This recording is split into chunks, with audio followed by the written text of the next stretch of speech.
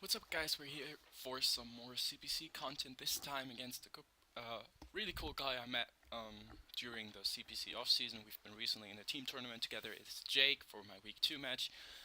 As you can see, it's a pretty scary team comprising Garchomp, Mega Venusaur, Bronzong, Zapdos, Hoopa, Bound, Aerodactyl, Aromatisse, Toxicroak.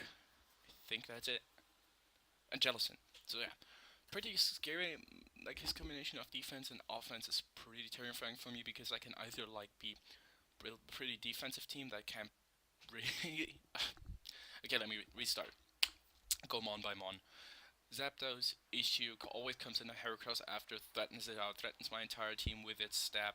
It's not, I mean, not with its stab, but with its coverage and like it can phase, it can toxic my Snorlax. Um, Not a huge problem defensively, I'd say though. Problem more of a defensively for like a defensive Zapdos can give me a lot of trouble and actually beat a lot of my team 1v1. Bronzong is just it waltz Laddie, it waltz Clef, it waltz Snorlax, it waltz it doesn't waltz Snorlax, but yeah. It waltz Pillow Swine, like hard waltz Pillow Swine. It takes a hit. Like I have nothing barring a Bandit Blaziken that Oko's Bronzong, which is pretty annoying. I always gives him like rocks, screens, and stuff, so I really pressured by that. Yeah, so Aerodactyl outspeeds my entire team, hits a lot of my team really hard. My only rock resist Metagross, which I didn't bring, which is poor building on my end, I have to say. Hoopa, I do not have a switch in. My dark resist is Clefable and Mega Heracross. Mega Heracross dies to Psychic, Clefable dies to Gunk Shock. Yes, fun times. And continuing, Garchomp. Think I'm not that weak to Garchomp, to be honest. Ground Stab is decently well checked by Mega Heracross, Latias, and Thundy. Well, the Dragon Stab obviously have a Clefable, and I have my Pillow Swine to even revenge Scarf or some variants with Ice Shard and take it on pretty well, unless he's like mixed or Z Ironhead, but his Zmon is Aerodactyl, so that's not the issue. And he has a Toxicroak, which is a huge problem to my team because the my best fighting resists are Clefable, and once is Clefable or Mega Heracross. Once I drop Mega Heracross, this thing becomes an issue. So yeah, not that proud of my prep this week. Honestly, I'm going to say that in advance. I didn't cover the necessary threats. I get too focused on like the top 6 months of his draft while bringing it.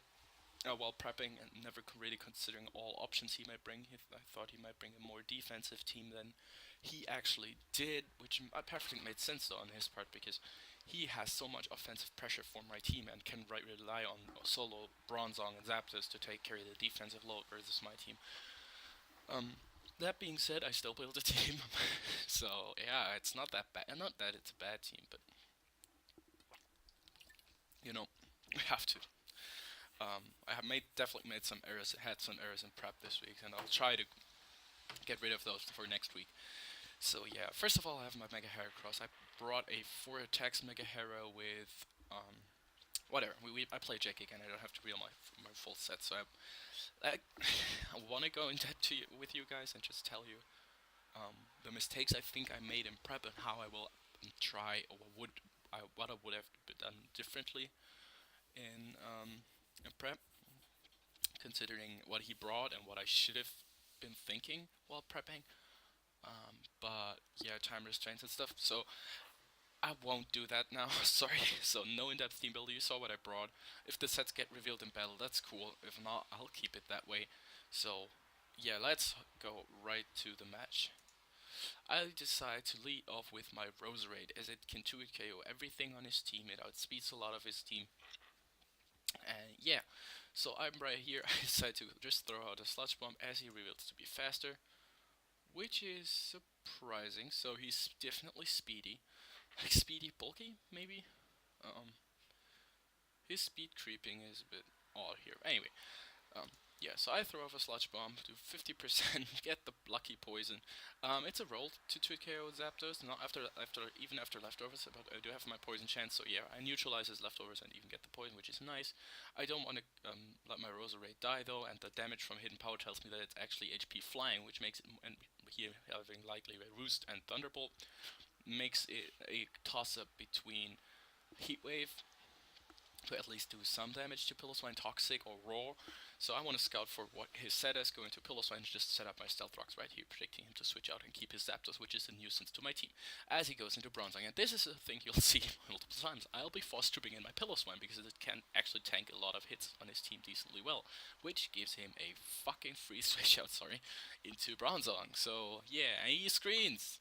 So, no 2 KO from my Mega Heracross. Not fun. I just threw out a knockoff here just because I want to get rid of an item.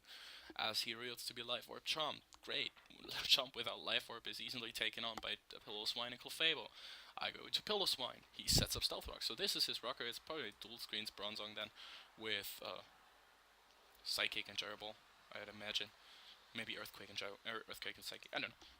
I was right back out to Bronzong. I pulled the double here because I have no real reason to go into Roserade and just fire off a Shadow Ball, which is beautiful. I can because I would have done like 50% to the Bronzong and prevented it from getting up the light screen, or at least not without like sacking it basically. But he goes Hoopa, which is the thing I expected. Yes, Hoopa is so specially bulky that he can chew hits from Roserade, but if he's so I. In this situation, I didn't really think he would bring Scarf Hoopa versus my team, just because I have a couple of Psychic Resists and I have a couple of Dark Resists. What I don't have is switching to the mixed coverage of Psychic and Dark, or at least not Psychic, Dark, and Poison. So what I expected was like more along the lines of a Hoopa, of a Life Orb or an Expert Belted Hoopa, which can actually absolutely fuck my team. But Scarf was still an option because it is a nice Scarf versus my team, and if I didn't bring a couple of those resists, as you can see, I don't bring a Psychic resist this week, and he turns out to be Scarf Hoopa, which isn't that bad because Scarf Hoopa couldn't break through Pillow couldn't Oko Heracross, couldn't Oko Clef, couldn't really beat my Clef. So I wasn't that worried about Scarf Hoopa, but he reads with Scarf. Unfortunately, misses the Zen Headbutt. And I throw out Pin Missile because that's what Roserade does to Hoopa. A bit of revenge hacks, you can say, by me only getting 2 hits on this. Because of Reflect and never doing enough, so Reflect saving him there. It cost me my Roserade, but it forces him my Pillow after, which is actually quite big. In this sense, because he can just safely go into his Bronzong after and get a free light screen up right here. But so yeah, I guess you can say a bit of equal revenge, but yeah. I go hard Heracross to put some pressure on and knock off the Zapdos leftovers. And right here, although I knew he was HP flying, I didn't think he would risk... I didn't think he would sack off his Zapdos, basically. But I couldn't risk my Mega Heracross, it was my best way to do damage to the Pillow. And I thought that, hey, if he isn't Roar, if this isn't Roar Zapdos, my Snorlax can actually sit up on it and put a huge dent into his team. So he goes for Roost, as I just go for Curse. And on the next turn, I'll just Curse up again, because I'm dumb. I should have attacked the Zapdos right here as he reveals Roar. Now this set is actually perfect for my team, because I'm relying on setup to beat his team, so this Zapdos might actually be my downfall. After all, now that I've dealt with Hoopa, which should have been my downfall. He makes the great read of clicking, clicking HP flying on my double, because I pulled this double multiple times and I absolutely need to pressure this Bronzong to win. So yeah, great play. I was debating if he would do it, because Zapdos turned out to be such a huge win condition for him. I made this play because I didn't think he would have risked his Zapdos like that. I don't necessarily agree with it, but hey, it is what it is. I just go into my Thundurus because it's my best thing to put back on pressure on his team, and go for the Thunderbolt just to get damage off on something. I'm Expert Bells is not doing much. I'm 4 attacks with Thundy, so I can't really hit this Bronzong harder. He goes into Chomp, which I knew his Life Orb was knocked off, so he's offensive. I can knock him out with the following HP Ice, which is why there was no reason to predict here. Also, I bluffed my Choice Scarf here basically all the time. But now he can go into his Toxicroak, and Life Orb Toxicroak Sucker Punch is a roll to knock me out from here, and this thing, look at my team, this thing is a threat and a half. So my best play is absolutely to click Thunderbolt and pray I live the Sucker Punch. Nope. No, not living today. I want to go into policeman because he can't knock me out with drain punch, and cross chop is a roll to knock me out, I believe. Um, so I make the double switch because Bronzong is way too obvious, and now you see a steel type in front of Clefable, right? You think this beats me, right? No. Cosmic Clef, let's go. Go get. Yeah, then I Cosmic Power up, and then right here, Cosmic Power up again. Because as I said, our deck is a Z move mon, and even that Z Iron Hat or Iron Tail wasn't a 2 KO after leftovers and the second Cosmic Power because he could have obviously only used the Z move once. So I go for Cosmic Power again right here onto the Zapdos.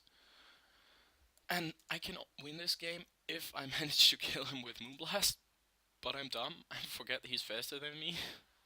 So that was a poor play on my part. But yeah. I basically try to kill him here with a crit. Doesn't work out. I get into my Snorlax, but this means the Zapdos is dead, and if I ever get to set up with Clefable again, I win. Nice. So, I brought the wrong Zapdos set. Snorlax set. I'm walled by this. I predict him to go for cross trap, and like my only way of beating this now is hoping he misses Gunk Shot and doubling between my fighting resist and my poison resist, and like stalling him out with Life Orb until I can kill him with Pillow Swine's Ice Shard or tank a hit and stuff. So yeah, doubling right back out into Pillow Swine on the Gunk Shot as he misses, which is unfortunate. I like, because I don't have Earthquake because I'm dumb. I didn't really prep for Toxic Rock, which is something you never should really do. Like I completely was like, he's not bringing Toxic Rock, but it's actually like a big threat to my entire team. He misses Cross Jaw, which is like poor. If I had Earthquake, I could have actually won this game to play off the miss here, but now he hits the next one. With 24 years, 2 Life Orb hits left, and I have 2 months, so I have to pray. No, yes, this turn. So, right here, this game, because of his misses, will actually come down to 50-50. And that's because I have in my Clefable, and I pulled the double last time to stall out his Life Orb. If I predict him to cross chop here, I can stay in with my Clefable, lift the hit, kill it off. If I predict him to Gunk Shot here, I can go into my Snorlax, tank the hit, die to the next hit, but take him with me because of Life Orb Recall. And then Clefable would have been easily, with my Clef set, I could have 1v1'd both the Aerodactyl and the Bronzong pretty easily. Because of Cosmic Power, it couldn't have taken me out anyway, unless it's Taunt Arrow, but Taunt Arrow is still 2 KO by my Moonblast, so. The Snorlax as well. If I, like, either way, if he doesn't kill one of my mons with his Toxic, if he only doesn't kill both mons with his Toxic Croak right here, he loses, because Snorlax and Clef both have the potential to beat the remaining 3 mons on this team, 2 mons on this team. So this is a 50-50, 50-50 plus the added chance of him missing Cross Chop or Gunk Shot. So what I decide to do is, because I usually like to play more aggressive, and I think he knows that, I decide to just pull the double into Snorlax, which is like the more obvious play in my mind, because he could have just attacked what's in front of him. Sorry for this shifting, I should not do this. But he makes the good play. He wins the 50-50, goes for cross chop, and that's basically the game, unless he misses Gunk Shot, as he connects it, and we lose 3-0 to 2-0 because of Life Orb Recoil. Nice, 2-0 to the tag Froakies. Great game. Obviously some flawed prep on my part. I'll try to step that up in the upcoming weeks. And the misses obviously mattered a lot. Like this, I should have probably lost this game a lot higher, but the way I played, the way I prepped.